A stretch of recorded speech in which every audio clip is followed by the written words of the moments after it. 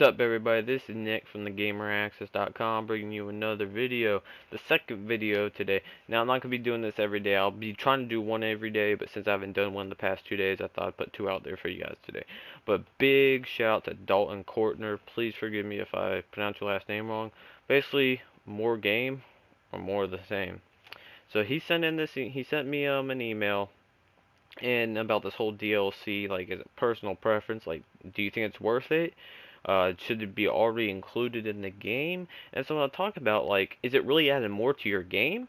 Where you pay for it, you get more to your game, more enjoyment? Or is it you're just buying the same thing, and it's not entertaining at all? Well, one game he brought up was called World at War. They announced the third pack. All of them are $10 each. They include 3 maps for online and then 1 zombie co-op map. Each $10 a piece, so $30. You do the math, that's half the game. Is it worth it? Well, basically what I have to tell you is if you love the game, like if you're playing the game online, I think it's a steal. You're getting 9 maps and 3 zombie co-op maps for $30. It's better than them saying, okay, World at War 2, we're just going to take the same engine, put a couple tweaks in here just to say we did so. Don't want to, because first-person shooters don't have that great of a story, especially Call of Duty, hate me if you want. So there's just a little crappy story in there. Put these maps in there, barely do any work. We'll sell it for $60. Better than that, in my opinion. It's half it, and it's just maps. So, I mean, if you love the online, I think it's a steal. I mean, you can't go wrong. Like I said, it's better than just putting a whole new game out with them. Gives you more enjoyment. But if you're not into the Call of Duty, I would say I'd just save the money. But if you're into it, sure, why not? But he said something about should it be included on the game. Now, this is the downside to the DLC thing. Okay, just in case you don't know, if you ever download DLC and it's like 100 kilobytes, you're just buying an unlock. The content is already on the disc. All you're doing is buying a little code that tells the disc to activate this, and you can play with it. So basically, what the company did was they said, okay, let's put this amount of content, but let's take a certain percentage of it and charge more so we can make more money. That's what they did with EA did for Need for Speed. EA is notorious for that. I mean, there's a lot of other games, I'm just saying. Need for Speed is the first one that comes. There was DLC on the store before the game even came out. That tells you that's already on there. But these World at War packs, I mean, I don't work with Infinity Ward, so I don't know. But, I mean, since they're coming out this late in the game, I actually personally haven't downloaded because I'm not a fan of World at War. I'm a fan of Modern Warfare, so I'm definitely looking for the Modern Warfare 2.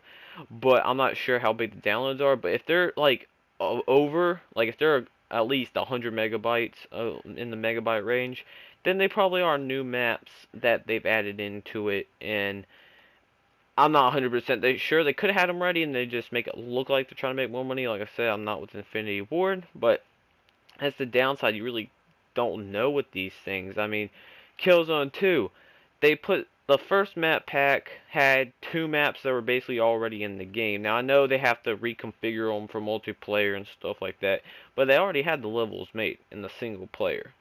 And it came out a couple months after the game came out. Now, the thing like that is I don't have a problem paying.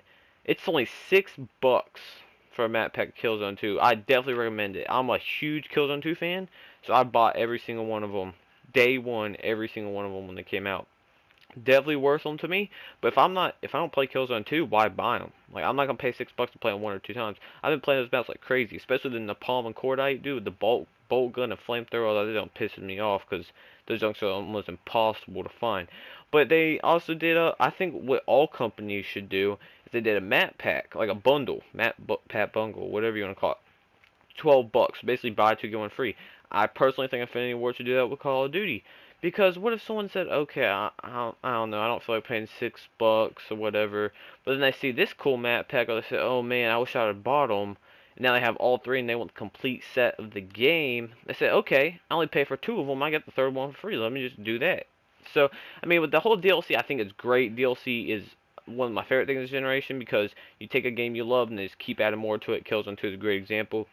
Just keep at it more. They did say they're going to lay off of it for a while, which I understand. They're probably working on another game, hopefully a third-person shooter, but I'm just saying that's what I want. I'm not trying to start anything. But, I mean, the whole DLC, I personally think it's preference. If you like the game, and it's not that overpriced. Like 3 mats for $10, not that bad. 2 mats for $6, not that bad. Go ahead and get it. If you play the game online, go ahead and get it. If it's a game you don't play or you only play every now and then, I would not recommend doing it unless you got money coming out of everywhere.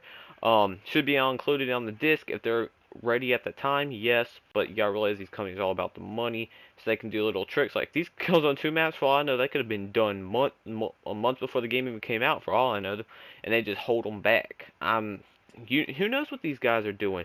I mean, they could be holding back some content to sell it for more. Yet they could also be putting the game out there and say, okay, let's make these maps. They write new designs and stuff like that. Who knows? But if it's ready at the time, I think it should be on the disc. But if it's not and they have to develop it, it takes extra time, I don't have a problem paying for that if it's a game I like. So that's my opinion. Hopefully I did my best to explain it. But if I didn't, please shoot me another email. You know my email. If you want me to talk about something else, feel free to talk to you about that. Also leave a comment, let me know how I did. Now it goes for everyone, not just Dalton. Big shout out to him once again. Thank you for watching. Also be sure to check out my previous video, which will actually be on top of this one if you have not, about the PS2 and the PS3. So thank you for watching, and check back tomorrow for another one. Peace.